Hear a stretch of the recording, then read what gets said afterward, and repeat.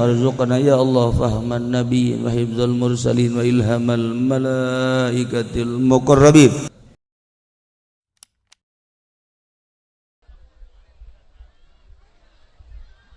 Assalamualaikum warahmatullahi wabarakatuh.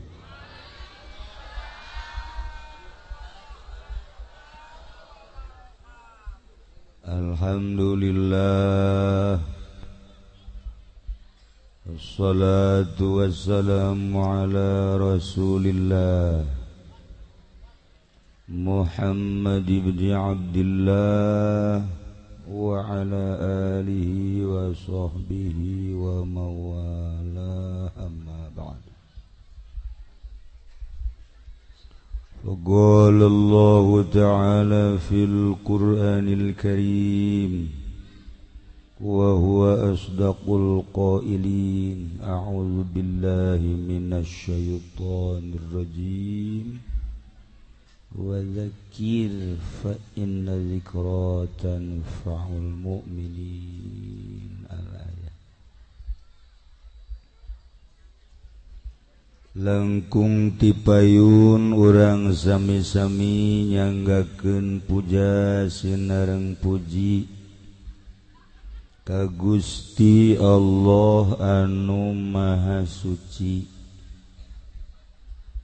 muparantos masihan tina rupa-rupa nikmat ka urang sadayana, terutama nikmat anu kacida pisan ageungna nyaeta nikmat iman sinareng Islam.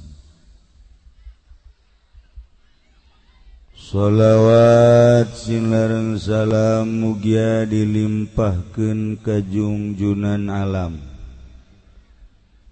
Kangjeng Nabi urang Kangjeng Nabi Muhammad sallallahu alaihi wasallam, katut ka para kaluargina oge ka para sahabat-sahabatna rawuh para tabi'in atsba tabi'ina al-mukarramun, para alimil ulama, para asatidz, para tokoh masyarakat, bil khusus ka Kiai Haji Basrudin oge ka kiai-kiai nu sanesna, aya sababaraha tokoh, aya Bah Haji Didi oge nu sanes-sanesna, bil khusus pisan deui ka keluarga duka keluarga almarhum Abah Haji Sukari, patali sareng simkuring ialah aya patali besan. Jadi besan pun alo, bil khusus pisan deui katamu urang anu pangkolot-kolotna anu geus teu kuateun hirup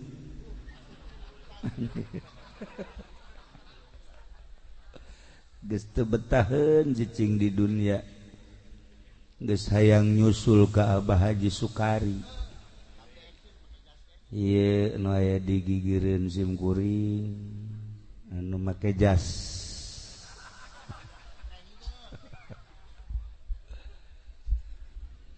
Para qori alhamdulillah anu tadi parantos ngadengungkeun ayat suci Al-Qur'anul Karim nu sami ku simkuring dimulyakeun. Kalayan inayah ti Gusti Allah alhamdulillah dina wengi ieu hampir bae simkuring moal hadir ieu. Hampir lantaran malam Rebo jangjina mah diundur ke malam Kemis aja puyeng mantas naik bus puyeng sebab di jero busna ieu ngahiji jeung nu kieu jadi ngobrol teu konsentrasi titah maca sholawat di jero mobil endahan dararongeng bae mending dongengna dongeng nu bener mah teu meunang manggih nu baheno ditunjuk. Ya Allah ya Rabbi asalna aya nu nyingkap seuri cecek kula bagus kolot kitu matunya lah tapi ternyata horeng makin kolot makin ngegedean tah himah narakana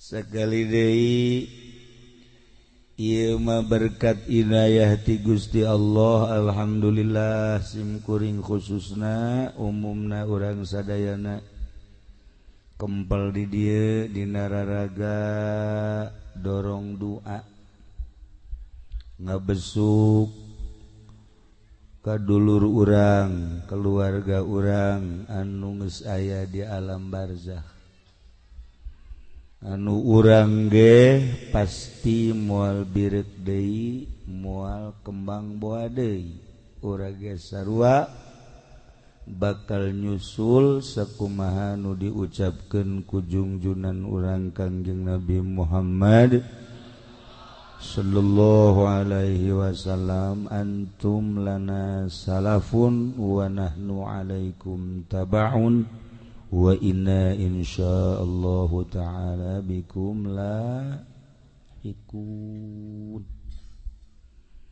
aranjeun kabeh wahai ahli kubur geus tari heula miheulaan kami wa nahnu ceuk kaji pendi kami ge bakal nuturkeun wa nahnu alaikum tabaun bakal nuturkeun wa inna insyaallahu ta'ala bikum lahiqun bakal nyusul moal kebal deui urang aminan amin mudah-mudahan nyusul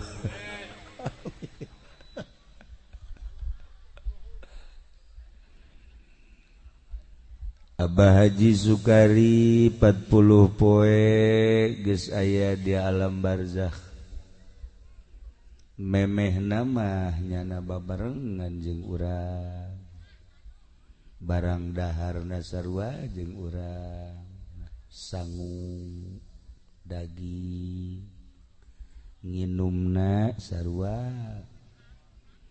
kitu keneh bubuahanana sarua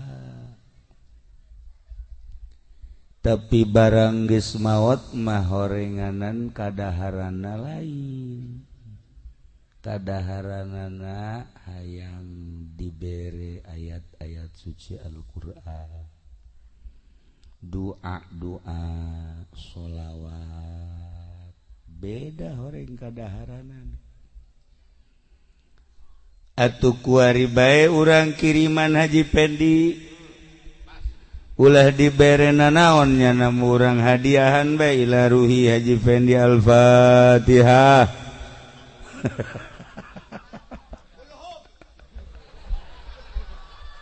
urang Al-Fatihah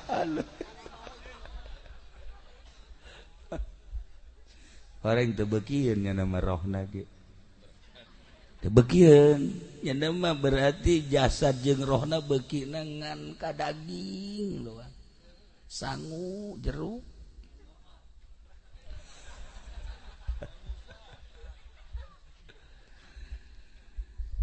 ternyata horenganan Allah nyiptakeun manusia teh beda-beda aya anu diciptakeun ku Gusti Allah teh jadi Rasul Allah nabi pasti aya anu diciptakeun teh sakadar jadi nabi we teh diangkat jadi Rasul Allah aya nu diangkat teh jadi wali Allah aya nu diangkat ku Gusti Allah teh jadi pangkat sholihin aya nu diangkat ku Gusti Allah diciptakeun teh sekedar mukmin, aya deui nu diangkat ku Gusti Allah diciptakeun ku Gusti Allah jadi munafik. Geus ka ditu nu jadi kafir murtad. Jelas lamun manusia dilahirkeun ke alam dunia diciptakeun ku Gusti Allah jadi rasul Allah pasti nabi, tempatna geus jelas moal aya hiji-hiji acan nu dikanarakakeun pasti ka surga. Eueuh hiji rasul, eueuh hiji nabi nu diasupkeun ka neraka. Mantak di Bandung aya nu hayang jadi nabi, Nabi Asep.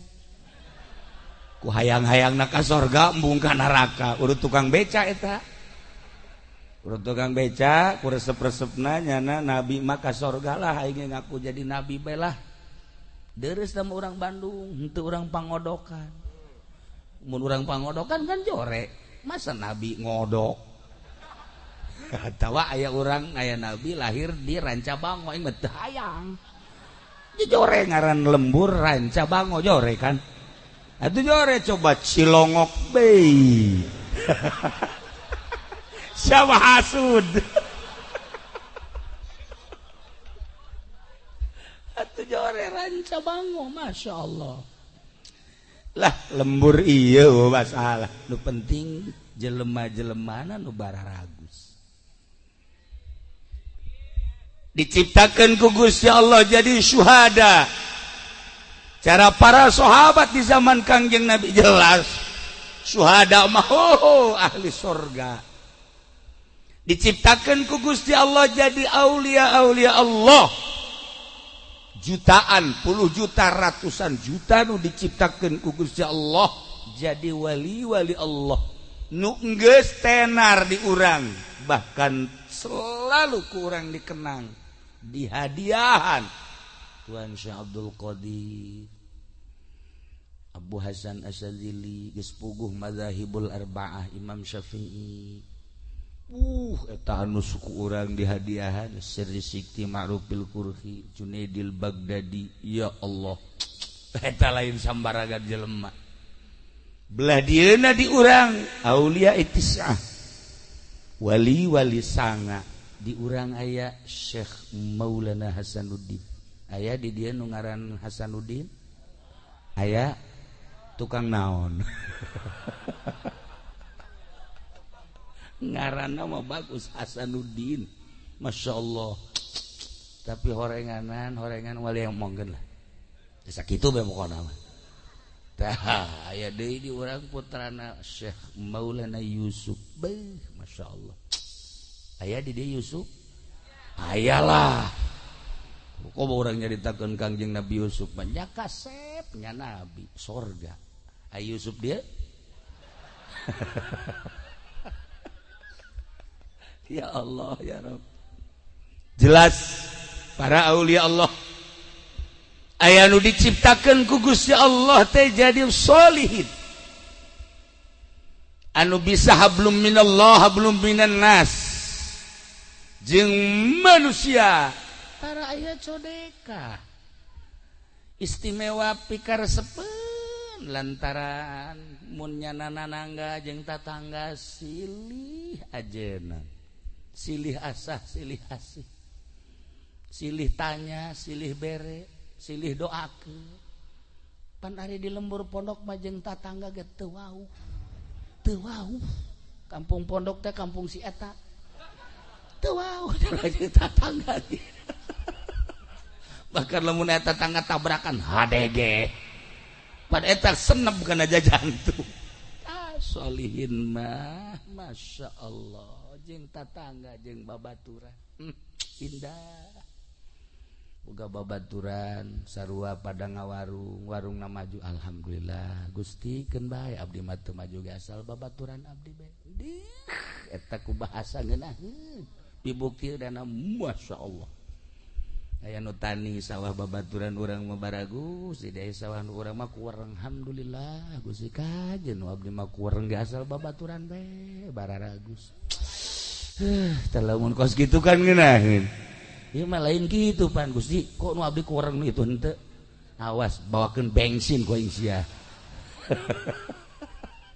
Ta eta hararese. Hablum minan nas narapi. Geus puguh hablum minallahna sholihin. Sorga sarua kedeh. Mantak urang aing ngadoa zalikal fadlu minallahi wa kafa billahi alima. Zalikal fadlu minallah na eta dianta ya hadiyal mudillin wa ya rahimal mudnibin wa ya mukila asaratil asirin wa ya mujibas sualil abidin irham ya Allah hadaka min dal khatil azim wal muslimina kullahum ajmain. Allahumma ja'alna ma'al akhyaril marzukin alladzina an'amta 'alaihim minan nabiyyin was-siddiqin wasyuhada'i was-shalihin wa hasuna ulaika rafiqa. Zalikal fadlu minallahi wa kafa billahi alim. Hayang biasa orang di akhirat dibarengkeun jeung para rasul Allah, jeung para nabi Allah, jeung para siddiqin, jeung para sholihin. Di akhirat bakal dikelompok-kelompok dibere bendera saurang-saurang, urang milih di bendera nu eta tadi. Berangkat menuju surga Allah Subhanahu wa ta'ala. Haji Pendi moal ka aja. Moal lantaran ku arina ge benderana Golkar. PDI. Geus aing mah ti ku ari pepegatan jeung si aing gua. Teu hayang aing. Aduh. Rusak. Hiji jeung nu kos karari itu mah. Iya, ieu benderana geus teu kudu make bendera kitu, ieu benderana Al-Qur'anul Karim. Mulai bendera-bendera ku satewa palalaur. Aya nu wasiat sagala abah mamun paeh bendera PDI kuburkeun ka jero. Goblok teh urang pondok tolong. Bendera Golkar asupkeun ka jero emang ayat kursi. Wah, budak ayat kursi gitu beunang dia supkeun ka jero paling ditulis di boehna. Make ciduh ge ulah ciduh Haji Pendi. Atuh, ciduh ahli Allah saya tuliskeun ka di Allahu la ilaha illa huwal hayyul qayyum la ta'khudhuhu sinatun wa la di boehna. Beunang omat tapi beusi ka urang dia maot. Coba Haji Pendi gerokeun keuna nulis. Bah, tu malaikat ge kieu bae ieu tulisan saha?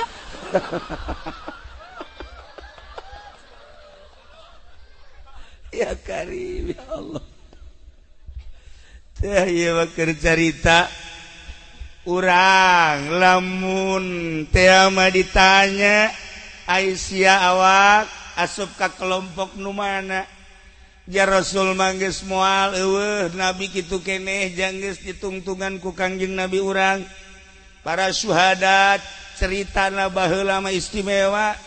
Terus para aulia-aulia Allah ai maneh kelompok mana ya awak engke di akhirat bakal na asupna ka kelompok mana nu tadi makan geus jelas tamah boga nilai tersendiri di akhirat jelas geus moal bireuk deui ketika urang di kelompok nu eta ayana di kelompok kredit. Ayo sia kelompok kredit. Motor can anggeus datang ka ayeuna mobil kitu keneh ieu mah motor jeung mobil datang ka dibawa deui ku bank da kuari can nyokot deui ieu kelompok eta ya Allah ya Rabb sia dek kade urang ieu kukumpulan di dieu teh lain diondang ku keluarga lain diondang ku kula, lain diondang ku kori, lain diondang ku tokoh dia, diondang ku Haji Sukari. Cik almarhum Haji Sukari wahai urang kampung Rancabango. Ye, Abah Haji geus paeh. Maot besi sopan teuing urang dieu mah paeh bae. Beda kan ai maot maka jelema ai paeh maka kebo. Ya orang dia anggap kebola. Atuh bahasa ge kan beda. Di Bandung hayang, di dia kotok. di Bandung mah tai kotok, di dia mah tai hayam. Dibalik. Di Bandung mah kan itu piceun tai kotok. Ngarada ge ka kotok ulah sopan. Di urang mah di urang piceun teh tai hayam. Haji Pedi ge gugol sok kadenya tai hayam piceun. Tanya ku urang mah aja dahar jeung kotok. Ih, dahar jeung kotok, taina hayam blon teh coba. Saya tidak ngerti datang ke paeh asal mah.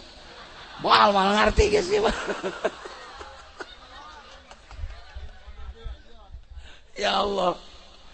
Tah, cek Abah Haji, masyarakat, keluarga. Ya Abah Haji geus aya di jero kubur. Geus teu bisa barang dahar deui. Beramal ge geus teu bisa. Sesuai jeung nu diucapkeun ku Kangjeng percis cek Abah Haji idza matabnu adam in qata amaluhu pegat amal paeh jelema pegat beramal deuk kumaha beramalna tuh jaga subuh nyawaan boro-boro salat puasa mandi ge di pandian mun aya nu mandi sorangan urang dieu paeh haju mandi sorangan deuk kumaha coba begitu deui pandian ulah waka kayak kula mandi sorangan atuh urang dia bisa ngajengkang kabehan tapi aya jelema nu mandi sorangan saha tuh Gunung Santri soleh Gunung Santri nuku urang sok dizarahan nyana mah maot di luhur gunung terus nyiapkeun boeh sorangan ngagali kuburan sorangan mandi sorangan Masya Allah wali teh mah jelas nama wali mah geus macem-macem geus wali mah zahirna hungkul nu maot teh batinna menti dari sia ku ari geus paeh ja kaleuna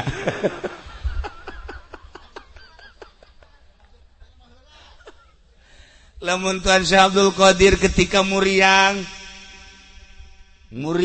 nu luar biasa kritis geuringna bahasa kritis teh urang di manaon parah urang di geuting nyaon kritis kan atuh kula mah sok aya bahasa-bahasa kitu sok inget digondongin Gus Dur teh aya urang Madura kiai kabeneran ngundang Gus Dur jeung pondok anyar. Alhamdulillah Gus sekarang pondok saya udah rapi waduh di atasnya juga udah pasang internet ceknya teh maksudnya internet meren udah pasang internet ceknya teh bagus guys sekali deh diundang deh eta teh nya masang internet bener masang internet ngomongnya salah deh alhamdulillah sekarang internet udah dipasang ceknya cek Gus Dur tibalik balulus ya macamnya ai tadi internet jadi internet ai kuari internet jadi internet atuh iya tuh ngomong teh kos itu mana ceknya handphone head nama headphone teh nyahoon bahasa Inggris kan kuduna mah hand namanya headphone nya nama waduh teh mah headlier kadinya saya jeung loba bodoh mah tapi kula resep ngahiji jeung nu bodoh teh resep asa pinter aing.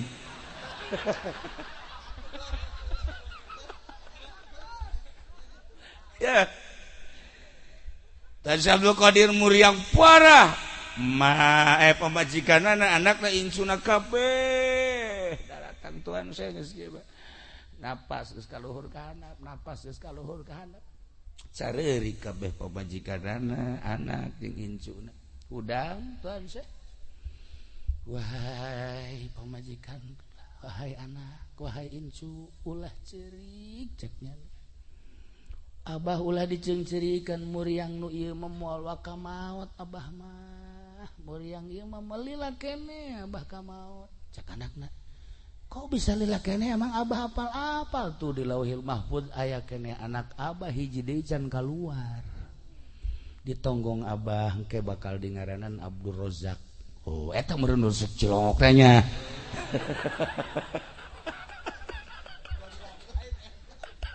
lain teh Rozak mana tuh apalin wali mah bahwa manehanan encan wa maut apaleun masya Allah karim. Namun kemari kula di Jogja dongeng aya seseorang nu ngaran Muhtadi jelema biasa bae tani jelema kadang-kadang atuh ngaran marhaba biasa terjadi nomor hiji make anak tilok make jas cara sia tilok biasa paling sampli teu hebat lah secara pandangan kasat mata teu hebat begitu tatanggana aya nu maot daratang jelema ngalayat kabeh kadinya termasuk nyana begitu nyana ningali seuri nyana mun ceuk bahasa Sunda mah can maot nyana mah atuh cak keluarga can maot kumaha aja geus teueuh nyawaan sakali deui encan can maot sarkelan ku jelema dipencetan dampal sukuna bahkan mun di Rancabango mah sok digegel ya geus eueuh geus maot kabeh menyatakan kiai-kiai jeung kasepuhan-kasepuhan maot cek nyana acan geus bae di jam 10 jelema ngalayan rame jam 12 mulai siap di pandian ba'da zuhur di pandian bungkus menjelang asar sholatin langsung bawa ke makam begitu diasupkeun ka kubur nyana huda kula di mana cenah ieu nu nguburna modal nu kararieu atuh ngajengkang di dinya hampir nu maot hirup deui nyana paeh hampir udah masya Allah biasa udah atuh kaget kan kabeh jelema-lomba atuh nguburkeun ngaranna ge ayeuna ada ka imah ge rada rarasaan anu sejen si budak hirup bener apa henteu sih ya datang ka aing kudu dibawa pakaian boeh cak ieu langsung datang ka imah ganti baju ditanya ieu kumaha lalakonna cik manehanana kula ngahiji di hiji perkumpulan haju tidinya langsung perasaan iya naon gara-gara deuk hujan begitu deuk hujan kula ngiuhan barak ngiuhan terjadilah ngiuhan ceknya eta sempit tempatna orang bae dina mata kasad mamaot nah geus teu kacaritakeun tah kos kitu mah ieu mah ko nyahoeun tamu tadi teh nyahoeun bahwa ieu can maot istimewa berarti jelema istimewa kan berarti nyahoeun can maot nah aya jelema anu nyahoeun ka bangsa ruhani urang lamun nyaritakeun Habib Lutfi ayeuna kamari Jumat kamari kan kliwonan syahriahan jamaah di Tasik nu sok ka Cilongok aya nu berangkat kan ka ditu minta izin ka kula abdi cenah bade ngiring ngaos ka Habib Lutfi mangga ka Pekalongan 2 mobil lah nyana begitu 2 mobil sampai di lewat Cipali aya nu nelpon salah satu keluarga mendadak maot akhirnya eureun 2 mobil nu hiji musyawarah berangkat ke Pekalongan mobil nu hiji deui balik ka Tasik geus sakitu berangkat bae datang ka Pekalongan langsung subuh isuk-isuk kapanggih lah jeung Habib Lutfi cek Habib Lutfi emang siapa yang meninggal sih kok nyahoeun encan aya nu ngomong saurang-urang aja siapa yang meninggal di Tasik tadi kan 2 mobil atuh langsung bebeja trek eta bisa nyahoeun apan di dieu mah awewe salakina kawin deui wara-weru lah iya ge mengkonon lakine wis rarabi maning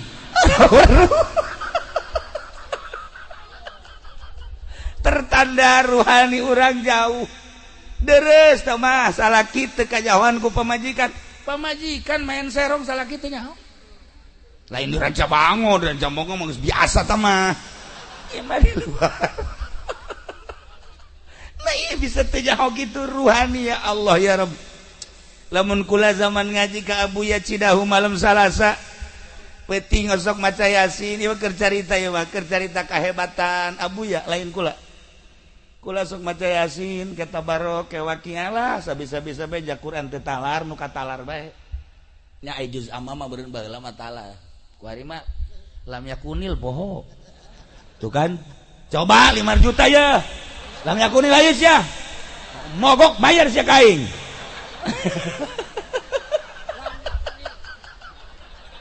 buku-buku lagi sok ditangtangan tetalar boro-boro lam yakunirnya nama izazul tetalar cencengan hampura kieu geus kolot mah kieu lain geus kolot tiba heula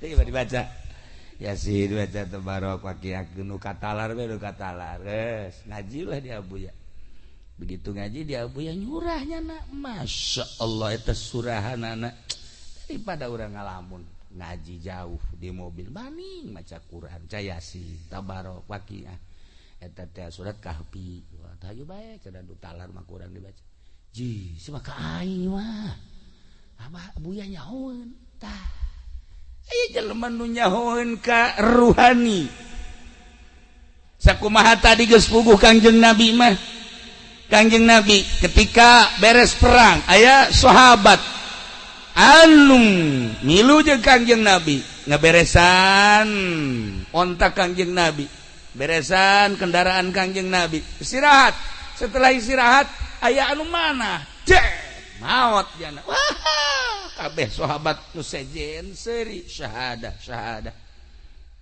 cik sahabat nu sejen mati syahid cek nyana bunga amat ku Kangjeng Nabi ditingali lah henteu cek Kangjeng Nabi teu syahadah ih Tuhan ieu kan syahadah lantaran seperti tadi kapanah henteu cek Kangjeng Nabi ngaliri ka luhur henteu langsung ditaros ya Rasulullah di mana letak henteu syahadahna cek Kangjeng Nabi aya 2 selimut nu kunyana ieu gonimah disumputkeun moal dibikeun moal dikumpulkeun jadi ieu pamalingan 2 selimut barang ditingali bener ya 2 selimut lamun 2 selimut bae ngahalangan kana kasyahadahan atuh komo si ieu sabaraha puluh karung nu dipaling kunyana ya Allah ya Rabbi tah ieu ya Masya Allah karim aya sahabat ahlu sufah maut begitu maut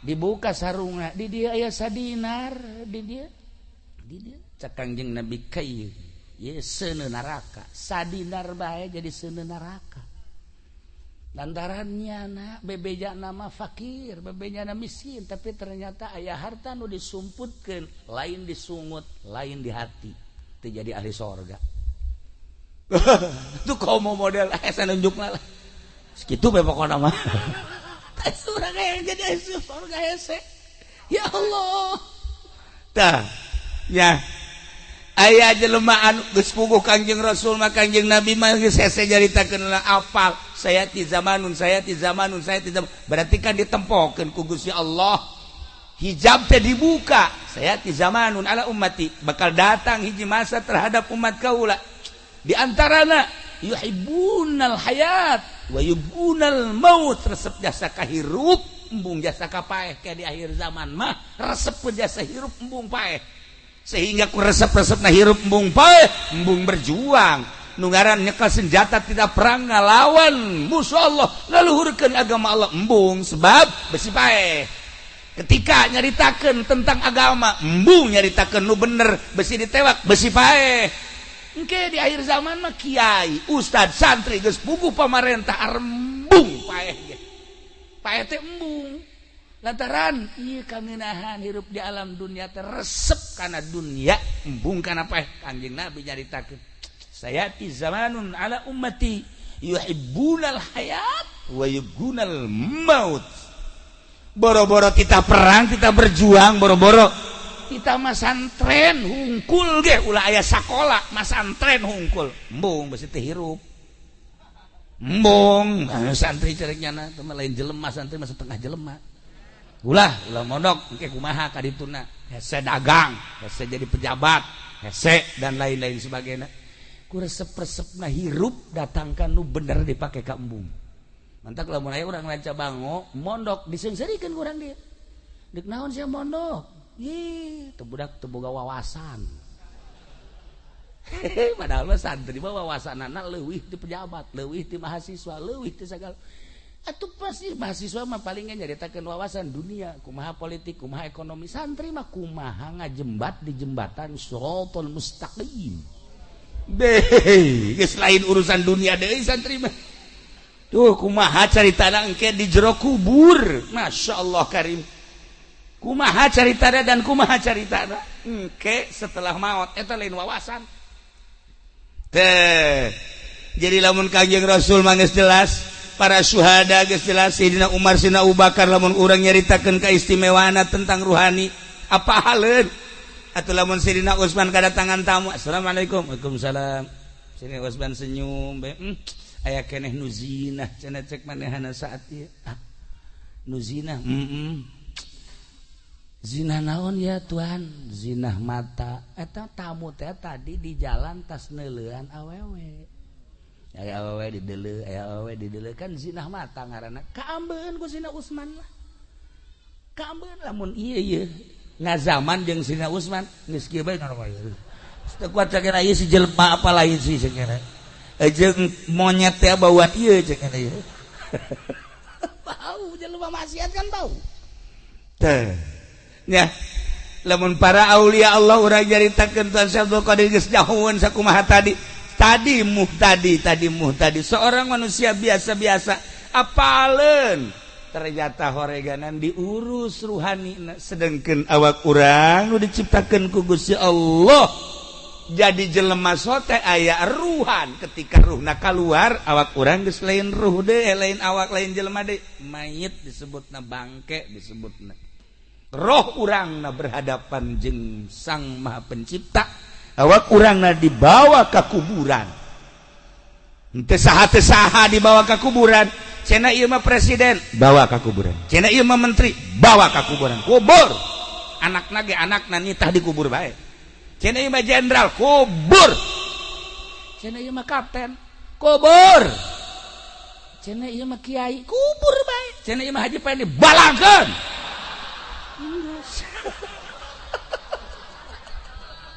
dikubur bae kabeh.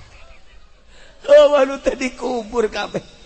Nu kuari siap dan jenderal, nu kuari siap dan kolonel, nu kuari siap dan lantaran letnan. Hae nyana anak buahna nu nincakannya.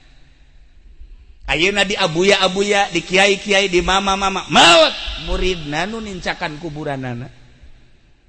Hae ngan teu can cahaya atuh paeh ge ari anu sok ibadah mah lantaran paeh teh didamba-damba paeh teh sebab deuk istirahat di jero kubur ngeunaheun paeh teh teu salat teu puasa teu zakat geus teu ngaji deui hirup di jero kubur menikmati hasil ibadah ngeunaheun tuh nyaho nya alhamdulillah daek isukan paeh mah ngaji cenah alhamdulillah geus diheula batunya.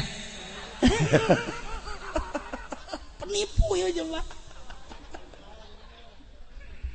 Orenganan aya paranti-paranti nah awak urang lamun sehat ngeunah dahar asli rarasaanana asli lamun sehat ketika urang dibere jeruk amis asli berarti sehat ketika urang dibere semur amis ngeunah sehat lantaran dibere urang anggur amis sehat normal lah ngeunah ketika dibere gering ulah gering parah sari awan bae bere jeruk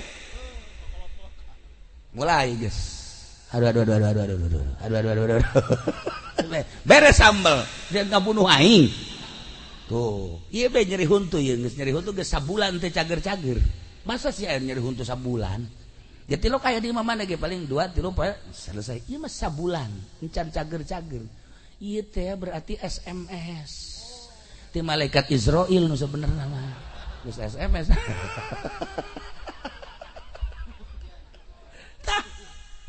Awak urang ketika sehat ngadahar naon bae ngeunah. ternyata horeng ruh ge ketika sehat baca Quran betah, maca zikir betah, puasa sholawat betah, babacaan betah, lamun ruhanina sehat.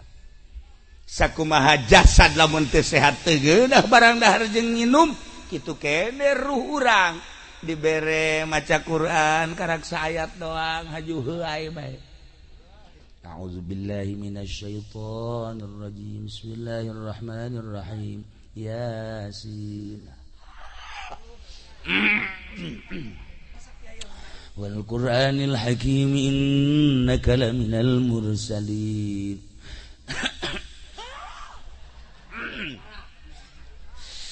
Ala siratim mustaqim. Tanzilal aziz. Shadaqallahul azim.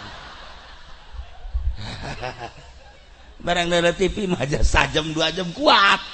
Berarti ruhna gering ya ruhna teu daekeun barang dahar. Masyaallah, sholawat 4444. Oh, memeh berangkat. Wow. 444 atuh. Masih kene seuri 44. Masih kene. Allahumma shalli sholatan kamilatan wa sallim salaman taman ala sayyidina Muhammad alladzi tunjina bihi min jami'il ahwali wal afat wa taqdi lana bihi jami'al wa tutahhirna min wa tarfa'una jami'il khairat. Akarang sabalik doang geus galentu. Atuh ieu mah lamun dibere 100 paeh jeung magosna. Ruhani dah berarti gering, ruhani dah gering, masya Allah kari. Lamun waliullah teureun-eureun maca sholawat zikir, teureun-eureun zikir jeung maca sholawat teh lantaran lazat ngeunaheun nikmat, masya Allah. Urang nyaritakeun nikmat urang mah kana kadaharan. Para aulia Allah, para sholihin nikmat mun maca Quran. Ngeunaheun lain cara tadi maca Quran aong-aongan lain, tengah peuting jam 3. Nu tadi ge masalah jang syiar narik-narik supaya orang bisa sekali-sekali sok geura.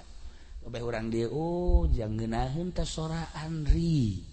Urang mana sih geus kawin teh encan. Haju nanyakeun kitu bae kan. Atuh sanajan geus kawin aya karak hiji mah masalah. Nah ikut cerita jam 3 buka Quran baca sorangan. Tuh sampai jam 4 terus ke masjid seger awak seger roh seger, masya Allah. Cuman cerita doang kan orang makos gitu paksakeun coba kepeting coba ngajajal 3 udang langsung maca Quran emang aya hurupan eueus ieu geus langsung kieu ngagebleng Quran ganti lain Quran ganti mata tojos.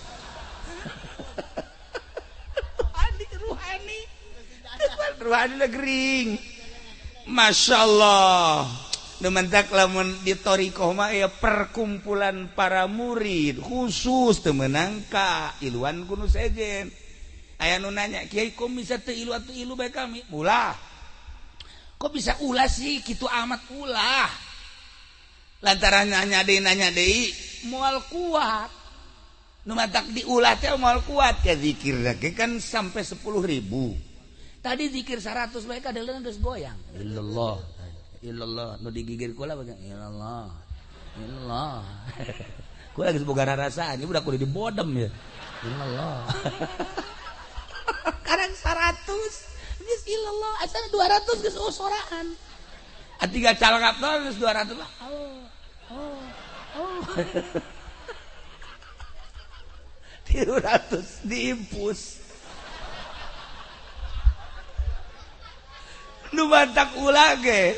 Sok aya jelema hayang milu ulah di perkumpulan-perkumpulan khusus teu meunang milu lain diulah nanaon boal kuat sebabna ruhanina gering kene. Nah, ibu lamun teh mah ieu awak gering ka dokter, ruhani gering teu pernah ka dokter. wayana nu teu kuat maca Quran embung maca Quran, teu kuat zikir embung zikir, teu kuat maca salat embung maca salat, berarti ruhna gering. Bawa ka husada insani suka bawa. Waalaikumsalam. Dari mana nih? Ranca Bango. Siapa nama? Saya Sarwiti. Sakit apa Sarwiti? Ini saya kalau baca Quran kagak mau aja dok. Hah? Iya baca Quran kagak mau, ngantuk aja, terus zikir juga sama. Ini saya mau berobat. Ini mah harus ke Grogol sakieu teh. Lain jurusan sakieu. Ya Allah ya Rabb. Nah, iyalah ruhani Masya Allah. Mantak kisah Kikil Balkhi. Syakikil Balkhi nyarita dina Nasaihul Ibad. Talabna khomsan fawajadnaha fi khomsin. Kaulan neangan 5 perkara, ternyata kapanggih di 5 perkara. Talabna tarkadzunub, kaula neangan supaya ninggalkeun dosa, supaya teu hayang ngalaksanakeun dosa teh kumaha carana, ternyata fawajadna kaula duha. Kula manggihan di salat duha. Ternyata lamun urang sering salat duha sekali, 2 kali, 3 kali, poe, sepoe, 2 poe terus bae. Setelah 40 poe bakal ngarasakeun nikmatna ibadah. Embung nu ngaran teu salat. Sanggeus teu salat embung teu berjamaah. Eta balukar tina salat duha. Bakal dibere ngeunaheun geura ge. Eta geus kapanggih ku wali Allah nu ngaran Syakikil Balkhi. Ngeunaheun sakira ternyata tina hasil duha ngawarung, mun ngawarung teh mah jadi lancar ngawarungna. Anu balanja Masya Allah eta ngeungkeuy ngahutang kabeh.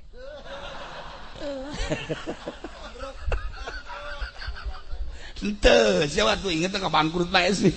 Henteu lamun tani Masya Allah subur tanina.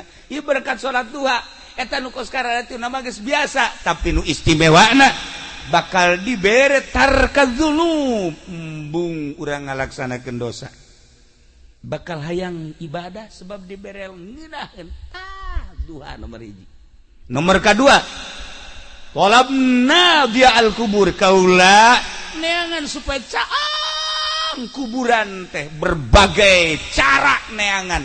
Fawajadna, ternyata aku kula kafangi fi sholatil lail, salat tengah peuting, tahajud. Begitu salat tahajud, Allah, kula loba-loba jeung urang Ranca Bango mah 2 rakaat bae. 4 besi gering. 2 bae 2. Daripada engke gering dibawa ka mantri kunaon ieu, saya mabok tahajud sakieu. 2 bae. Sholli sunnatat tahajjudi raka'ataini lillahi ta'ala. Allah aku syaratna sareh heula. Syaratna sareh heula sanajan sakrajep. Lamun hayang salat penting tapi can sare cenah kiai, witir 11 rakaat. Witir geus cenah kiai, ibadah mah biasa, salat hajat.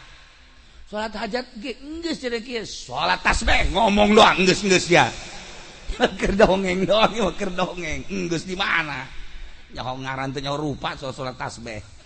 Nah, mun can sare salat mun geus sare tahajud. Sabaraha rakaat ge? Tahajud mah sadaekna urang minimal 2 rakaat. Nah, engke ketika diasupkeun ke jero kubur, Masya Allah, cak batur ieu kubur teh poek ternyata caang. Nanya Kiai Basurudin nanya ke malaikat kok ieu cang amat? Oh ieu tahajud. Masya Allah. Begitu Haji Pedi Paeh kan poek.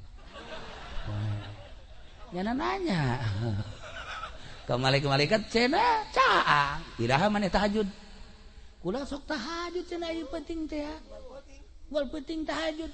Tahajud teh karena Allah apa karena karung? Kajahoan kan. Iya aya kerna-kernaan. Lillahi ta'ala. Masya Allah. Lamun orang tahajudna 2 rakaat taruhlah 10 watt. Lamun 4 rakaat tadi 5 watt, kuari 10 watt. Lamun kuari 6 rakaat, wah 20 watt. Masya Allah. lamun urang bisa 10 rakaat 100 watt. Waduh. Caang di jero kubur teh. Kapanggih ku kisah Kigil Bakli fawajadna fi sholatil lail. Caang kubur teh kapanggih dina salat tahajud. Mantak wayahna ieu ti kuari tahajud 2 rakaat bae. Kukula barang geus dicerita-ceritakeun kieu ya alhamdulillah ngaji pendi tahajud. Barang tas tahajud sare deui subuh korban jam 7. Ai tahajud ai subuh koboan. Usolli fardhu subuh koboan. Tah ieu teh beres padi. Aya jelema nu kos kieu nya. Nah ieu Syakikil Balki jaritakeun fawajadna fi sholatil lail. Ya Allah ya Rabb. Talabna su'ala munkari wa nakir. Kaula neangan pisalameteun jang pertanyaan malaikat munkar nakir. Tingali ku kaula pagawean.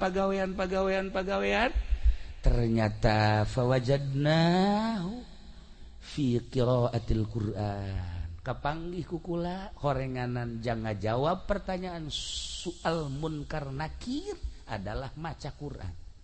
Ya Allah ya Rabb. Lamun Sidina Abu Bakar Siddiq radhiyallahu anhu nama tamat Quran teh beurang satamatan penting satamatan. Hese ngomongkeunana tak kos kitu mah. Kabelah dieuna nyana salat 2 rakaat tahajud usolli sunat tahajud di rakaatin. Allahu akbar. Rakaat awal ti alif lam mim datang ka surat kahfi. Rakaat kedua ti surat kahfi datang ka qul a'udzu birabbin nas. Masyaallah karim. Kabelah dieuna sarakaat satamatan 2 rakaat satamatan. Eta sih kubangun ngukurna heuh kumaha macana. Urang lamun keur sajuz setengah jam bae nu lambat setengah jam. Berarti lamun hayang tamat sabaraha jam ngaji? Cepet atuh aya diajak kan angel. Setengah sajuz teh ya 5 naon kitu ngaranna setengah jam. Ku ari 30 juz cepet sabaraha jameun? 15 tahun. Nu bener sih. Hitung coba. Bener.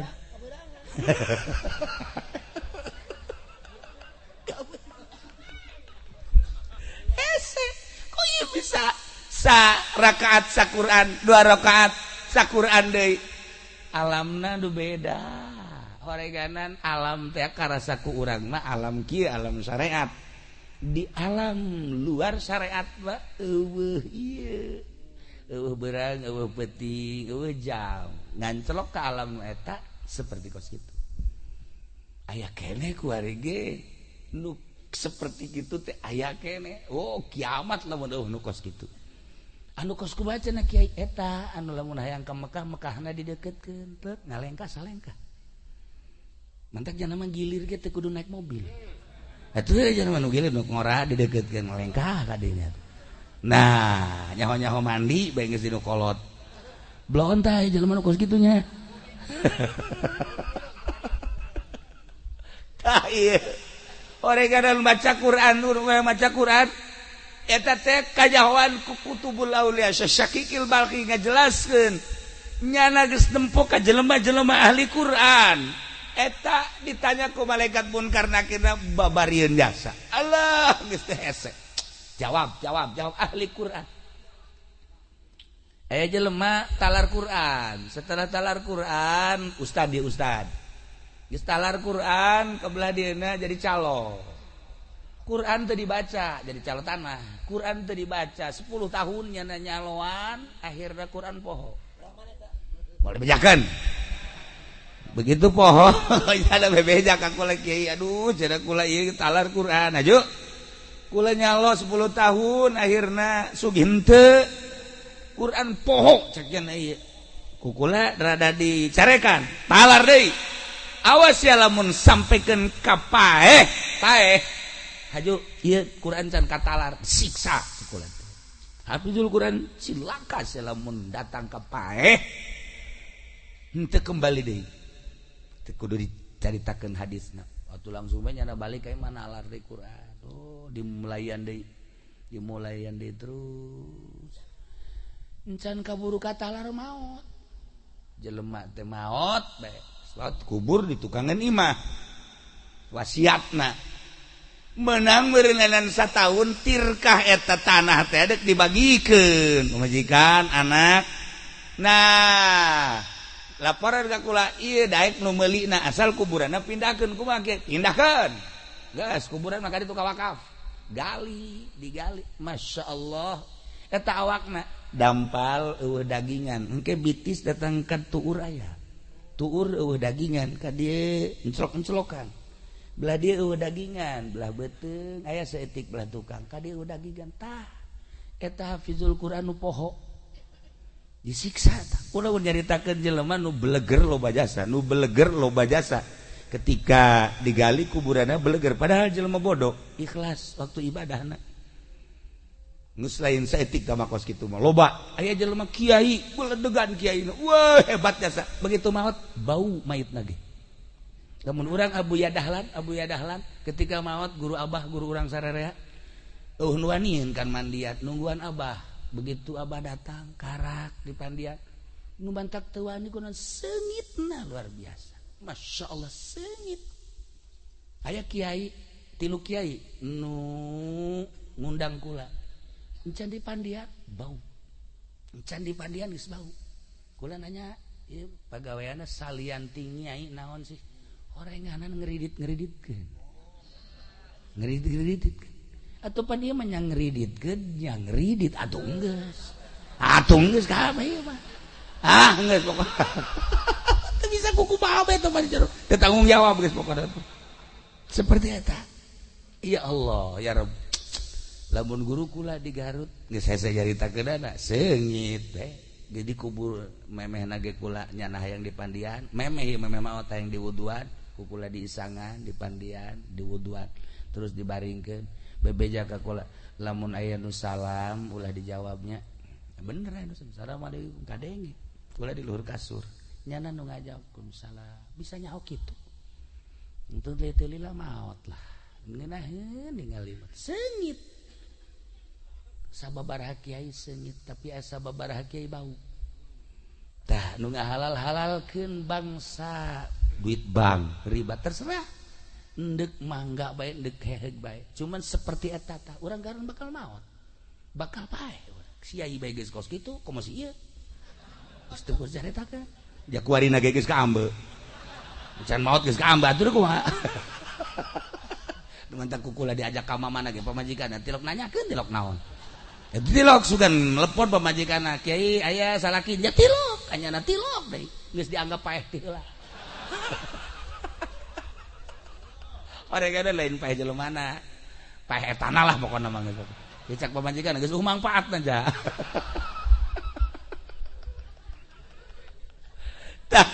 nomor kahiji nomor kadua mantak maca Quran kade ibu si kade aduh cenah geus kaburu teu bisa ja baheula mah teu belajar naon nu bisa kuari bisana cenah kulhu Quran keneh geus baca kulhu saloba-lobana ulah kurang ti 200.000 jadi atakah eta kulhu jelema anu maca kulhu sampikeun ka 200.000 haram awakna ka neraka teu kumaha coba cak Kangjeng Nabi eta maca ti kuari kulhu Qul huwallahu ahad Allahus samad lam yalid wa lam yulad wa lam yakul lahu kufuwan ahad tenden make batu hiji Qul huwallahu 200.000 200 batu bisa pakai ngabangun imah eta tah hiji nomor kahiji geus nomor kadua nomor katilu hiji tadi ka naon kitu ngaranna nomor kahiji neangan naon tadi nomor kahiji salat duha neangan tarka dzunub nomor kedua dia al kubur nomor katilu soal munkar nakir maca Quran nomor kaopat talabna ubur sirat kaulan neangan supaya lancar di jembatan siratal mustaqim neangan pagawean kaditu ternyata fawajadna fisum was sadaqah kapanggih di puasa jeung sedekah ya Allah ya Rabbi jelema anu sok puasa di luar Ramadan Senin Kemis komot terus-terusan puasa tapi lillahi ta'ala ulah hayangna naon aya nusuk puasa tuh aing 40 poe puasa mana golok pantas puasa saya juga golok tah itu lain puasa nu kos kitu puasa karena Allah aya santri 7 puting puasa bae beh bukan lagi cabai rawit beh pohara jasa siek puasa naon sih hebat amat pasang-masan sarwiti aing goblok ceuk sarwiti ditanya nyiduhan ka aing ayo poterkeun ku aing sia tasbih ya Allah atuh lain puasa kos kitu lain ya sarwiti mah teu kudu puasaan ku ari mah bawakeun mobil beat motor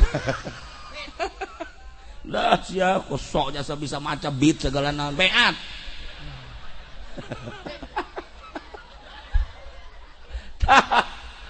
Masya Allah tapi kadang-kadang aya sih awewe teh dibawakeun mobil ge embung bae tapi begitu diputarkan Izqala Yusuf be Masya Allah mana Kang Pendi emang enak ya aduh abdi rindu jajan teh mana Kang Pendi mana jajan jangan keluar pede teh horenganan make bata jeger bae sia ngaganggu aing bae ya Allah ya Rabbi nah iya ngajembat di jembatan Shiratal Mustaqim kabeh urang bakal ngajembat justru ngajembat teh orang ayeuna urang kuari keur aya dina jembatan Shiratal Mustaqim kuari ngajembatna anu kuari sering sedekah nu kuari sering puasa eta ngajembat di jembatan Shiratal Mustaqim nah Masya Allah aya anu sakilat kos kilat datang ke surga aya anu kos manuk plek langsung datang aya anu kos kuda sat datang ke surga aya anu lumpat plek aya anu lempang aya anu ngesot tapi tetep bae datang aya anu kakarake salengkah doa lengkah gejebur iya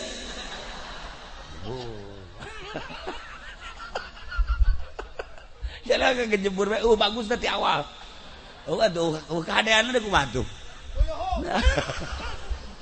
sedekah Masya Allah can nyorang kulang ngadenge di pondok anu ngaluarkeun zakat di saya hiji penny jajan orang malah mah zakat batur dicokotan aya jelema ngahadiahkeun kipas di masjid Masya Allah mawat tiis di jero kuburna kan ditanya begitu ditanya maca Quran osok ieu tiis daun ieu tiis teh maneh baheula ngajariakeun kipas di masjid Masya Allah hanjakal teu AC cekna teh aduh nyaho kieu mah ieu kipas-kipas anu kuari dinikmati di masjid tah kuari maneh nu tiisna Masya Allah alhamdulillah cek tiis kan sedekah ieu dak jelema ya Allah ya Rabb Mang Haji kula ieu can dahar ti kamari yah tah bere tah aduh dulur kula ge ieu teh sararusa tah dibere tuh batur anu keur sempit hatena kemudian dibere jembar hatena ngenyebrang di jembatan Shiratal Mustaqim na babari datang ka Haji Pendi Haji kula ti kamari can dahar salah saha ye tu lain dahar sia teu kuat coba lain dibere di aya deui ka dieu aing dinasehatan ku aing ye aing jelema hirup mah ya sing hadis ya datang ka sia teu dahar berarti kan kudu usaha jelema kan keur lapar dibere nasehat lapar mah bere sangu lain nasehat nyana geus kieu bae ya tukang nyekelan batu mana ya ku aing aya sia ku aing sia diwewelkeun sia ku aing Masya Allah jelema butuh dahar bere dahar nasehatna jelema butuh ilmu bere ilmu nasehatna jelema hayang kawin bere awewe nasehatna nah ieu aya jahe kemudian hayang kawin bere lalaki eta ngaranna nasehat siap siap atuh sanu hayangkeun awewe kemudian nyana pamajikan geus ngusir tah ieu nasehat teh lain ceramah nu asli lama kumaha kebutuhan Masya Allah karim nah iya uburi sirat kapanggih ku kisah kikil barki ternyata dua hiji puasa nomor kedua sedekah sebab eta adalah sarana pamereti Allah jang nyalametkeun urang ketika urang jadi jelema sugih kiai mah meureun zikir penting teh kiai mah maca Quran santri mah meureunanan sholawatan aing mah sakieu ayana lah aing mah endeuk ngagunakeun sarana nu aya ti Gusti Allah dititipan harta. Nah petakeun ku urang parkir miskin mana yatim piatu, masjid mana nu can anggeus, tetangga mana nu butuh, ya Allah pondok pesantren mana tuh pan ieu mah aya masjid ge anu datang ngaji ieu keramik dan can bejakeun ka masyarakat sok geura saha anu siap karo kemah haji panderi tuh panjeun mah teh atuh masyarakat geus beres kabeh aya kene kakurang maji aya kurang mangsa 10 meter kan coba nu sejen heula sejen hendak beres leuwih duitna leuwih ieu mah haji kadegeun duitna basah tokoh masyarakat kos gitu. Nah lamun tadi jelema mere kipas ai prak di pondok papan kipas leungit barang diteliti barang diteliti si eta nu nyokotna ya Allah laporan ka kula kiai kumaha cenah naon batur makan jariah kipas ieu mah ku Haji Pendi can dicokot atuh teu aneh boro-boro kipas kotak masjid ge pan laleung geus da ieu si hade ya si hade nomor kaopat baca Quran jang soal munkar nakir jelas tamati kisah kikil balki nomor kaopat ka tilu nomor kaopatna ieu sedekah jeung puasa urang teu kuat sedekahna tiis bakalna di jero kubur teh urang loba sedekah teh ya Allah ya Rabbi di jero kubur ngeunaheun tiis nanya urang ka malaikat teh titisan ieu kipas aya tiis nu ieu tiis sa ieu ngabungahkeun fakir miskin masyaallah ieu nu pohara jasa tiisna tatangga ieu pohara jasa ieu tiis pohara amat kahandap-handap tiis ieu keramik masjid ya Allah ya Rabbi gunahin jasa sedekah ke lancar di jembatan Shiratal Mustaqim kalima talabna zillal arsy abdi neangan iiuh aras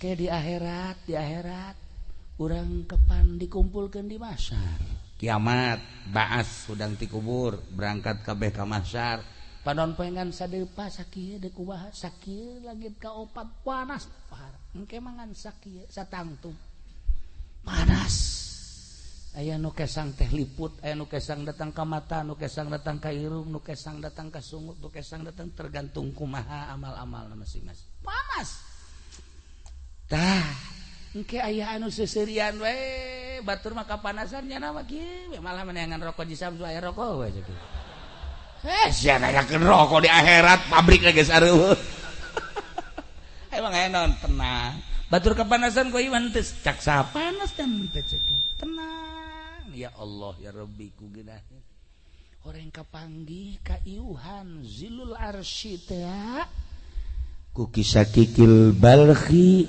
kapanggih ku anjeunna talabna zillal arsy abdi neangan iiuh aras jang ngiuhan jaga di mahsyar ternyata fawajadna kukula kapanggih iiuh tersebut horenganan tina zuhud tina ulah pati resep kana dunia tah ieu mah hese jasa ieu mah boro-boro pangkat dolein kiai-kiai ge resep jasa kana dunia wahara nah ieu terakhir supaya direnungkeun ku urang ulah pati resep teuing boga mah pamere Allah hese ditahan jeung ditolakna tetapi ta'alluqna hate terhadap dunia ieu nu kudu diarahan nu mantak jadi kiai tapi ieu ngaleungit-ngaleungitkeun resepna nu hese ge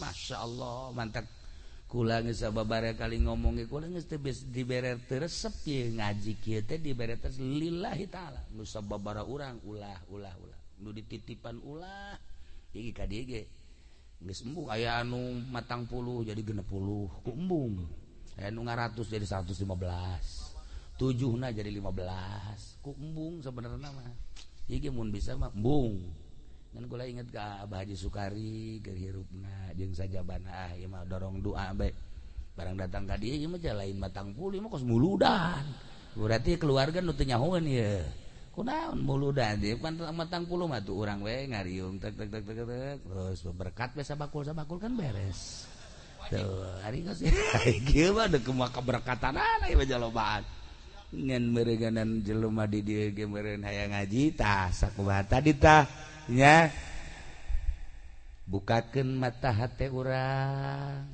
saenggeus bukakeun pelakeun geura cinta urang ka Allah jeung ka Kangjeng Rasulullah Muhammad sallallahu alaihi wasallam belah dieuna pelakeun ahli-ahli Allah di jero hate sebab eta lah anu ngajadikeun cukang lantaran kasalametan urang petunjuk anu tadi lain sambarangan awak urang supaya sehat gering saetik bawa ka mantri ka dokter ruhani urang ge sehatkeun ketika ruhani urang gering maka kudu didatangkeun ka ahli ruhani supaya urang resep salat lamun para aulia Allah salat teu eureun-eureun para sholihin salat teu eureun maca Quran ngunyem bae di mana bae komo nu talar Quran belah dieuna nu zikir maca sholawat ruhanina meureunanan sehat ketika awak urang ruhani urang teu sehat tanyakeun ka diri urang beuh meureun loba jasa panyakitan roh urang teh ketika taluar ti awak urang khuruj ani ruh maut ngaranna roh urang anu tadina bersih kuari dangkal lantaran loba karesep jeung nuturkeun hawa nafsu berhadapan jeung Gusti Allah na bakal teu ditarima ku Gusti Allah iyalah anu bahan jadi renungan geus ulah ngarenungkeun saha anu bakal jadi presiden ulah ngarenungkeun saha anu bakal jadi menteri ulah ngarenungkeun saha anu bakal jadi gubernur ulah ngarenungkeun saha anu bakal jadi bupati ulah ngarenungkeun kumaha dan kumaha urusan batur renungkeun diri urang ketika orang maut bisa tah henteu ngajawab pertanyaan munkar nakir ketika orang maut sempit apa lega sih kuburan orang ketika orang maut nu datang malaikat amal kasep apa goreng sih engke berhadapan jeung urang ketika orang maut di jero kubur nu aya nu dibikeun ka urang naimul qabri apa azabul qabri seperti eta lah renungan analah geus bae ka batur mah batur bae anu neuk jadi inohong ja urang geus sababaraha kali ganti presiden urang mah kieu-kieu bae ketika batur jadi presiden sugan urang ranca bango haju di Sararumbang jante ketika batur jadi presiden sugan atuh ieu sawah ngabagusan ngagorengan kumaha urang keneh bae maning kembali deui nyana urang mah urang salametkeun diri urang ulah terkontaminasi ku urusan-urusan kos karar itu yuk urang babarengan menuju ilahi lempengkeun hate urang tauhid urang ka Gusti Allah belajar resep ibadah ka Gusti Allah sebab loba jasa carita adu di mautan ku Gusti Allah ngadadak komo lamun urang nyaritakeun palu lain ngadadak deh berjamaah ribuan teh mah ribuan jelema per detik ieu masih keneh disangsikeun jelema di jero na paeh apa encan sebab jeritan-jeritan kuari makin kadenge jeritan-jeritan nu kuari katimbun tade makin kadenge jeritan-jeritan dahsyat luar biasa maka dipertanyakeun ieu teh maot apa encan sih di jero jelema teh dipertanyakeun kuari teh terus dahsyat teh jeritan-jeritan nu geus kalaluar orok nu geus kaluar ibu-ibu seorang ustad geus kaluar kuari nyaritakeun di jero teh can pararae sedengkeun kuari teh geus dijadikeun monumen moal digali keputusan pemerintah setempat teh kumaha coba jelema di jero uyak-uyakan keneh siksa Allah nah ieu mah keur carita urang mau nyaritakeun kunaon jeung kunaon geus nyaraho kabeh geus ulah nyaritakeun eta mendingan renungkeun diri urang mun aing isuk paeh amal aing nu mana nu bakal ditarima ku Gusti Allah sakitu bae. Itulah para jamaah kaum muslimin wal muslimat rahimakumullah. Yuk urang doakeun Abah Haji Sukari mudah-mudahan dihampura sakabeh dosana ditarima amal ibadahna, dilegakeun jeung dicaangkeun di kuburanana, dibere kanikmatan kubur ku Gusti Allah. Dulur urang, bapak urang, emak urang, kumna ahli-ahli di dieu khususna umumna nu haladir di dieu, bapak urang, dulur urang nu geus marot, mudah-mudahan dihampura sakabeh dosana, dicaangkeun di kuburanana, dilegakeun di kuburanana, dibere kanikmatan kubur ku Gusti Allah Subhanahu wa taala. Urang nu can maot mudah-mudahan husnul khotimah. Mawa kalimatun thayyibah la ilaha illallah Muhammadur Rasulullah. Sakitu bae pihatur tisib kuring hapunten tina samudaya kalepatan sareng kakiranganana. Wallahul muwaffiq ila aqwamit thoriq. Wassalamualaikum warahmatullahi wabarakatuh. Allahumma shalli wa sallim ala sayyidina Muhammadin fil awwalin wal akhirin wa barik wa sallim.